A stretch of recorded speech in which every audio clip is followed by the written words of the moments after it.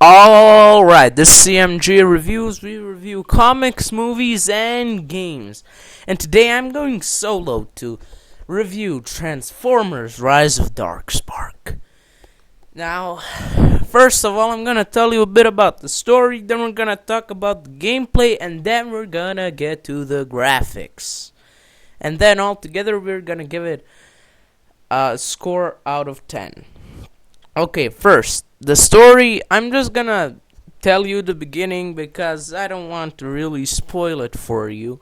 It starts with Lockdown talking about how Earth is the last refuge of the Transformers, Autobots.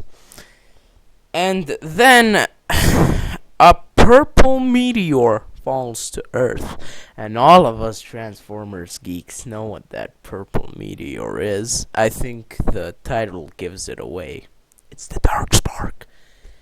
And then the Autobots on Earth witness the meteor fall, and Optimus sends out a Asian Transformer, an Asian cultured Transformer. Now this, okay, look, they tried something like this in the Michael Bay movies, which I personally hate. Why do you try and give them races? Okay, look, they do this because they don't want to be racist, but trying to give the Transformers an actual culture, an actual race, like black, Asian, white, that turns out to be racist.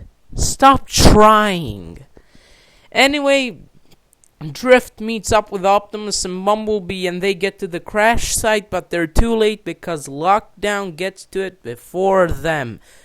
And he uses the Darkspark. He inserts the Darkspark into himself. And then we get a flashback to Cybertron with the narration of Optimus and Megatron talking about the Matrix of Leadership and the Darkspark, how they are the opposites of each other.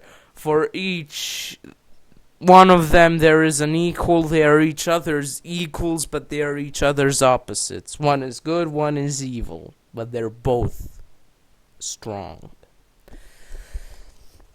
Anyway, I don't want to spoil the rest of the story. Now let's get to the gameplay. The core gameplay is still almost identical to Transformers Fall of Cybertron, and I actually enjoyed the gameplay. But there are a few things they fixed, like the wonky car controls when you transform.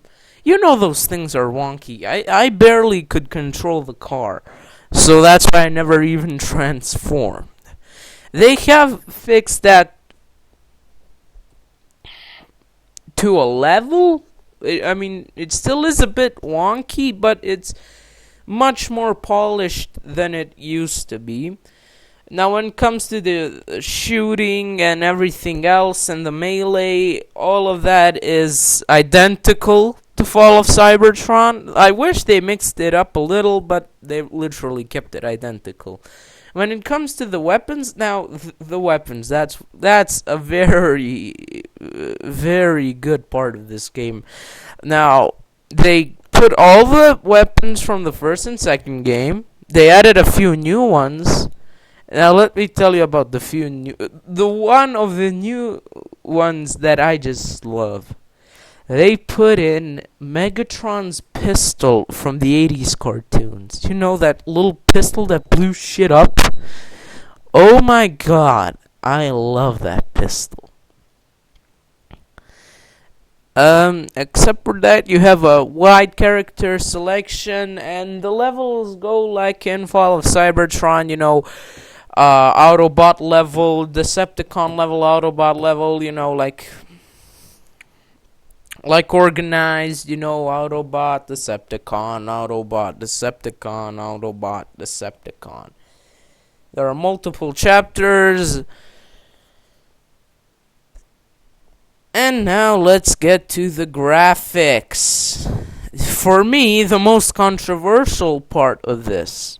Okay, this game came out on the last gen consoles, the Xbox 360 and the PlayStation 3.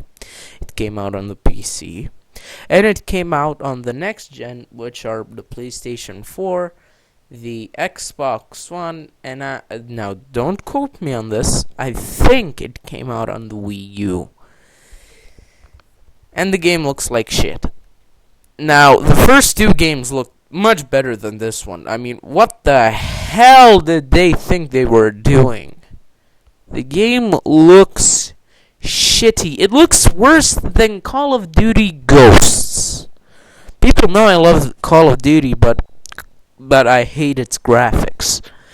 But this game, oh my god, how bad these graphics are. Now, gameplay is much more important, but the fact that they didn't really improve the gameplay, but degraded the graphics, that's the sign of them just going, oh, copy it, put in some new shitty textures, we'll get the monies. Yeah, we know we'll get the monies from the fans.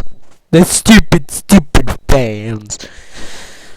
Now, I played this game on the PC at ultra settings, everything maximum, and the game looks shitty. I swear to God, GTA San Andreas looks better than this game. And that was a great game. Okay. Now that I got that out of my system, it's time for the final score. Transformers has a decent storyline. Great gameplay, though they didn't really improve it that much. A lot of characters, which I truly enjoy. And shitty graphics. Out of all that, I'm gonna give this game, just because I'm such a big Transformers fan, I give it a 6.5 out of 10. If you are a Transformers fan, and if you enjoyed the first two games, and if you have the money for it to spare, then go get it. Except for that, I have to tell you that I will be making a Sniper Elite 3 review soon. This has been CMG Reviews. I hope you enjoyed.